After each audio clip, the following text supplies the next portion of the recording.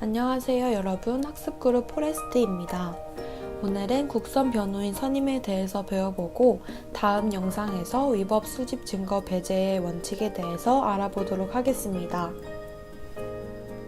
국선 변호인 선임에서는 박근혜 대통령의 예를 들고 위법 수집 증거 배제에서는 스마트폰 불법 촬영의 예를 들어서 설명하도록 하겠습니다. 여러분, 혹시 국선 변호인에 대해서 알고 계신가요? 국선 변호인은 법원에 의하여 선정된 변호인인데요. 헌법 제12조 제4항에 보면 누구든지 체포 또는 구속을 당한 때에는 즉시 변호인의 조력을 받을 권리를 가진다라고 명시되어 있습니다. 다만 형사 피고인이 스스로 변호인을 구할 수 없을 때에는 법률이 정하는 바에 의하여 국가가 변호인을 붙인다라고 규정하여 국선 변호인의 조력을 받을 권리를 보장하고 있습니다. 국선 변호인 선정은 일종의 재판이므로 법원의 고지만으로 그 효력이 발생하고 선정된 변호인은 그 고지와 동시에 국선 변호인의 지위를 가지게 되는데요. 국선 변호인의 선정에는 변호인의 동의를 요하지 않습니다. 일단 선정된 변호인은 법원의 해임 명령이나 선정의 취소가 없는 한 사임할 수 없습니다. 국선 변호인의 사임에는 법원의 허가를 얻도록 규정하고 있습니다. 형사소송법 제33조의 국선 변호인에 대한 내용을 볼 수 있는데요. 피고인이 구속된 때, 피고인이 미성년자인 때, 피고인이 70세 이상인 때, 노화자인 때, 심신장애의 의심이 있을 때, 사형 무기 또는 단기 3년 이상의 징역이나 금고에 해당하는 사건으로 기소된 때에 변호인이 없을 때에는 법원이 직권으로 변호인을 선정하여 줄 수 있습니다.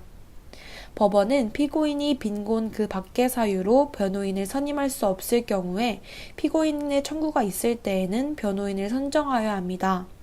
또 피고인의 연령, 지능 및 교육 정도 등을 참작하여 권리 보호를 위하여 필요하다고 인정되는 때에는 피고인의 명시적 의사에 반하지 아니하는 범위 안에서 변호인을 선정하여야 합니다.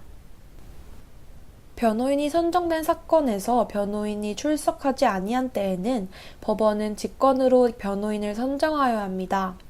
변호인이 꼭 필요한 필요적 변호사건임에도 불구하고 공판 절차에서 변호인 없이 증거조사와 피고인 신문 등 심리가 이루어졌다면 그와 같은 위법한 공판 절차에서 이루어진 증거조사와 피고인 신문 등의 소송 행위는 모두 무효가 됩니다. 이제 구체적 사건을 대입하여 국선 변호인에 대해 설명하도록 하겠습니다. 박근혜 전 대통령의 국선 변호인단이 무죄를 주장하였습니다. 박근혜 전 대통령의 국선 변호인은 22일 서울고법 형사 4부 심리로 진행된 2심 첫 공판에 출석하여 전부 무죄를 주장한다는 뜻을 일관하였는데요. 박근혜 국선 변호인단은 박 전 대통령을 직접 만나지는 못했으나 박 전 대통령이 이전부터 고수해온 혐의 부인을 그대로 이행하였습니다. 본래 국선 변호인 선정은 한 명만 가능한데요. 박근혜 전 대통령이 전직 대통령이었다는 점을 들어 최대 방어권을 위하여 3명의 국선 변호인 선임을 가능하도록 하였습니다. 따라서 형사소송법상 피고인이 구속상태이거나 형량이 사형 무기 또는 3년 이상의 징역 또는 금고형일 사건의 경우에 필요적 변호사건에 해당하여 변호인이 있어야 재판을 진행할 수 있습니다. 박 전 대통령 사건의 경우 필요적 변호사건에 해당하기 때문에 변호인이 없이는 재판을 열 수 없습니다. 네, 오늘 저희가 준비한 영상은 여기까지인데요. 국선 변호인 선임에 대해서 어느 정도 이해를 하셨나요? 다음 영상에서는 위법 수집 증거 배제에 대해서 배워보도록 하겠습니다. 그럼 다음 영상에서 만나요. 안녕!